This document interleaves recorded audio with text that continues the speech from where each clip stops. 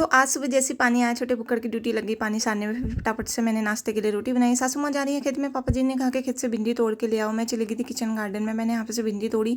छोटे बुक्कड़ ने मुझे बोला कि हमारा एक और भिंडी का खेत और है। मैंने कहा चलो चलते हैं, जो मैंने कभी देखा नहीं था। तो जैसे हम ये वाले खेत पे पहुंचे तो भिंडी के पेड़ों को कीड़ों ने काट लिया था। तो यहाँ पे बहुत ज्यादा भिंडी तो नहीं हो रहा था, 3-4 भिंडी यहाँ से हमें मिले। उसके बाद इतने भिंडी मेरे हो गए थे। चलो चलती हूँ उनको बनाने के लिए। फिर मैं चली गई थी छत में और मैंने इनको काटना स्टार्ट कर दिया था। बगल वाले अम्मा और पापा जी की बातें हो रही थी, कोई बुजुर्ग और एक्सपायर हो गया। फिर मैंने इसमें हरी मिर्च काटी, प्याज काटा। उसके बाद मैंने आग जलाया, आग में मैंने कढ़ाई डाला, कढ़ाई में मैंने तेल डाला। उसके बाद मैंने भिंडी की सब्जी बनाना स्टार्ट कर दिया था।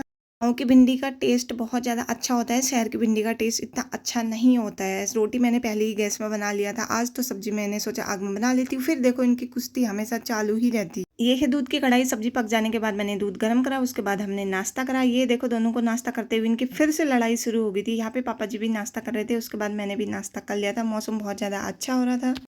उसके बाद मैंने बर्तन धोए।